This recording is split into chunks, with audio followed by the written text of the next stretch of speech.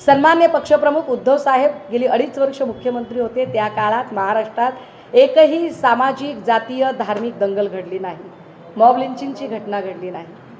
परंतु सन्मान्य शिंदे साहेब मुख्यमंत्री पदावर आल्यापासून ठरवून काही जातीय आणि धार्मिक तेढ निर्माण करण्याचे प्रयत्न केले जात आहेत। कधी लव जिहादचं कारण काढलं जातं, कधी मंदिराला संदल चढवल्याचं कारण काढलं जातं, कधी काही कारणं काढली जातात। पण त्यांच्या लक्षात आलं की काही केलं तरी हिंदू मुस्लिम दंगल होतच नाहीये। सगळे प्रयत्न करून थकले ते, पण ज्या पद्धतीने महाराष्ट्रातल्या मुस्लिमांनी अत्यंत संयमी आणि संयत भूमिका घेतली, त्यामुळे ती दंगलच घडू शकली नाही। तेव्हा त्यांनी एक नवा फंडा सुरू केला, मराठा विरुद्ध ओबीसी वाद पेटवायचा। आणि तो वाद पेटवण्यासाठी जाणीवपूर्वक जे हे प्रयत्न केले जात आहेत, पण मी आपल्याला सांगितलं पाहिजे की भाजपाचा हा कितीही कुटील डाव असेल, गावगाड्यात राहणारी आम्ही सगळी माणसं, मग ते मराठा असतील, साळी माळी कोळी तेली तांबोळी आतार बागवान सुतार लोहार कुंभार, सगळे आम्ही जाती धर्माची माणसं असू, आम्ही सगळे गुन्ह्या गोविंदाने नांदणारे लोक आहोत। भाजपाने ही गावगाड्याची विण उचवायचा प्रयत्न कितीही केला तरी ते सफल होणार नाही, ते उघडे पडतील, पडताहेत। लोकांच्या लक्षात येतंय की हे भाजपा ठरवून करत आहे।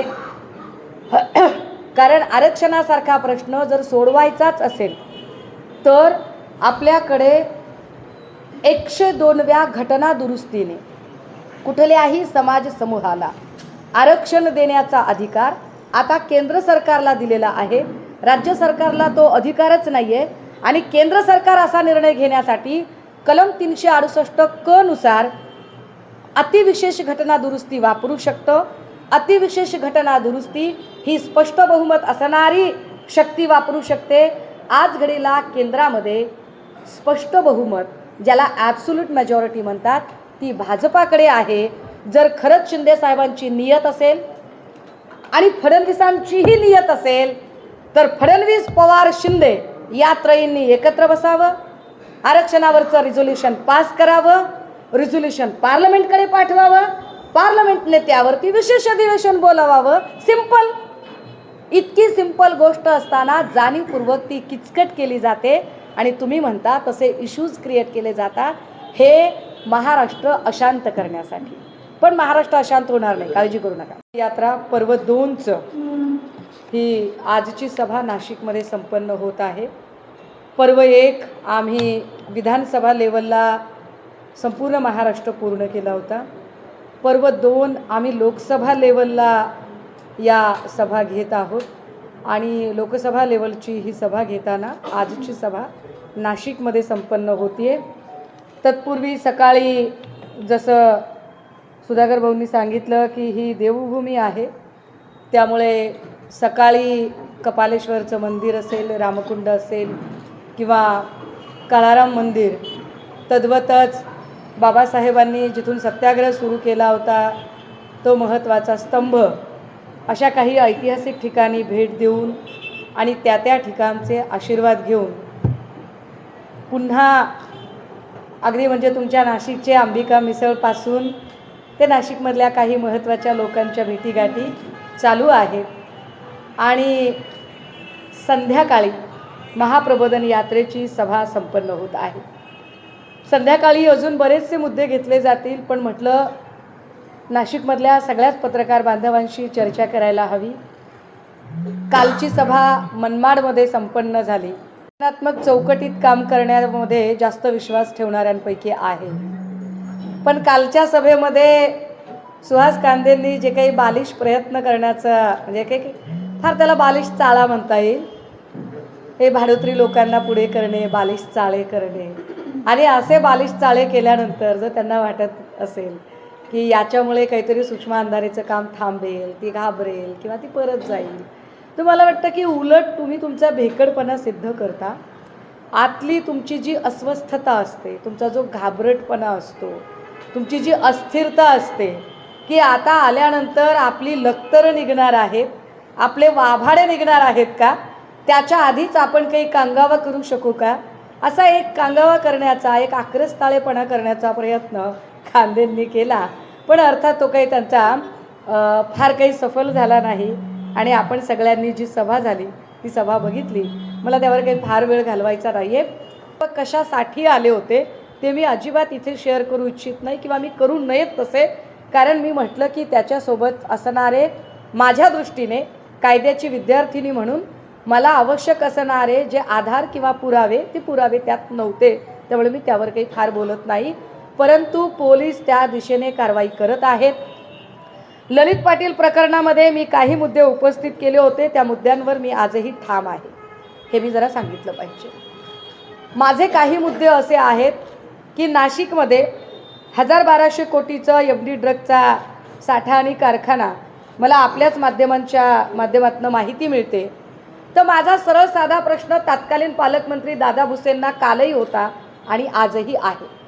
माझा प्रश्न काय आहे की एखादं साधं ब्युटी शॉप जरी उघडायचं असेल तर त्याच्यासाठी सुद्धा GST नंबर, रेंट ॲग्रीमेंट किंवा शॉप ॲक्ट लायसन किंवा अशा बऱ्याच गोष्टी लागतात.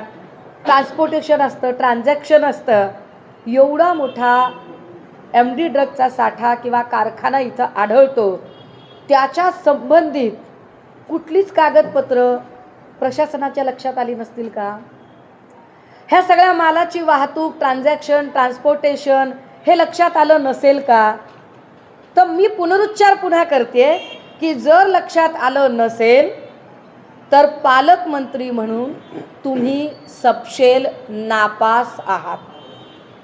आणि जर तुमच्या लक्षात आलं असं म्हणायचं असेल तर मग तुम्ही ते टॉलरेट का केलं? दोन्हीपैकी दो बातें हो सकती है सनम तेरे इकरार की काहीतरी असेल ना. आम्हाला काय ते कळावं इतकंच आम्ही म्हणतोय. आता याच्यात त्यांना राग येण्याचं काहीच कारण नाही, कारण जेव्हा ठाकरे कुटुंबावर किंवा शिवसेनेवर राणे-बिनेंची चिल्ली पिल्ली पोरं आरोप करतात, आम्ही चिडतो का?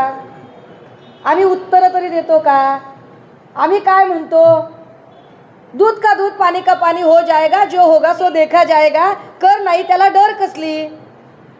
तर मला कळत नाही की दादा भुसेंनी याच्यात चिडण्यासारखं काहीच कारण नाही. मी अमन परदेशी नावाच्या एका माणसाचा उल्लेख केला. मला चांगलं आठवतंय की मी शिवतीर्थावरून मी कोणत्या गावाचा उल्लेख केला होता आणि त्यानंतर कोणतं गाव पुढे आलं. मी त्यावर अजून बोलेन नंतर. आणि या माणसांनी कुठून कुठून कसे कसे कशा पद्धतीने फोन केले मी यावरही बोललेली आहे. मी म्हटलं ना, माझ्यात वंदनीय बाळासाहेबांचा एक गुण नक्की आहे. बाकी काही असतील नसतील टीकाकार सांगतील, पण एक गुण नक्की आहे की वंदनीय बाळासाहेब असं सांगतात की माझा शब्द म्हणजे बंदुकीची गोळी, एकदा सुटली परत शोधत बसत नाही इकडे पडली का तिकडे पडली. तर मी ठाम आहे मी जे काही बोलते त्याच्यावर. आता पुन्हा आम्ही असं म्हटलं की बाबा ललित पाटीलला तुम्ही ससूनला हलवलं. असा कोणता आजार असतो की ज्या आजारासाठी एखाद्याला 9 महिने ठेवलं जातं हॉस्पिटलमध्ये? माझ्या माहितीप्रमाणे बाईचं गर्भारपण 9 महिने असतं, पण 9 महिन्यासाठी एखादी महिला सुद्धा हॉस्पिटलला थांबत नाही, केमोथेरपीचा पेशंट सुद्धा थांबत नाही. मग का? मग कशासाठी बरं हा पेशंट 9 महिन्यापेक्षा जास्त काळ हा हॉस्पिटलला राहिला? हे फार उल्लेखनीय आहे की ज्या अद्वै हिरेंवरती कारवाई झाली, स्वातंत्र्यपूर्व काळापासून 1930 पासून ज्यांनी शिक्षण कार्यामध्ये शिक्षण क्षेत्रामध्ये काम केलं त्या हिरे कुटुंबाला फक्त ते आज सन्माननीय पक्षप्रमुखांच्या सोबत उभे आहेत म्हणून त्यांच्यावर सूडबुद्धीने पोलीस कारवाई होते. त्यांना आवश्यकता असताना सुद्धा वैद्यकीय रजा किंवा वैद्यकीय उपचारासाठी सुद्धा त्यांना हॉस्पिटलला हलवलं जात नाही. पण त्याच वेळेला ड्रग्ज माफिया ललित पाटीलसाठी मात्र वेगळ्या खास प्रशासकीय सेवा सुविधा पुरवल्या जातात. हे सूडबुद्धीचं राजकारण का असावं? हा माझा साधा प्रश्न आहे. एखाद्या पेशंटला म्हणजे कैदी असणाऱ्या रुग्णाला जर हलवायचं असेल, जेलमधनं त्याला शिफ्ट करायचं असेल तर त्याची एक प्रक्रिया असते. आधी त्याला तपासलं जातं, जेलमधले डॉक्टर तपासतात. डॉक्टर जर त्यांना जर काही गंभीर वाटलं तर त्यांच्या मेडिकल बोर्डकडे प्रकरण जातं. मेडिकल बोर्डचे जे कोणी चीफ असतात ते नंतर सांगतात की we are very unable to treat him or her. आम्ही आत्ता याचा उपचार इकडे करू शकत नाही, याला हॉस्पिटलला हलवावं लागेल. आणि मग त्याला हलवलं जातं, त्याच्यानंतर कारागृह अधीक्षक वगैरेंच्या सह्या होतात. मी हे नमूद केलं पाहिजे की या संदर्भाने मी डॉक्टर मरसाळे आणि डॉक्टर देवकते यांची चौकशी व्हावी अशी मागणी केली होती. साधारणतः 3 ते 4 दिवसापूर्वी डॉक्टर मरसाळे आणि डॉक्टर देवकते यांच्यावरती आता कारवाई झालेली आहे आणि त्यांना अटकही झालेली आहे. ललित पाटीलला पळून जाण्यासाठी मदत करणारे पोलीस किंवा एकूण ज्या काही लोक होते त्यातला महत्त्वाचे जे लोक होते त्यातली मोहिनी डोंगरे PSI हिचं सस्पेन्शन आणि त्यानंतर डायरेक्ट डिसमिस ऑर्डर होऊन आता अटकेत आहे.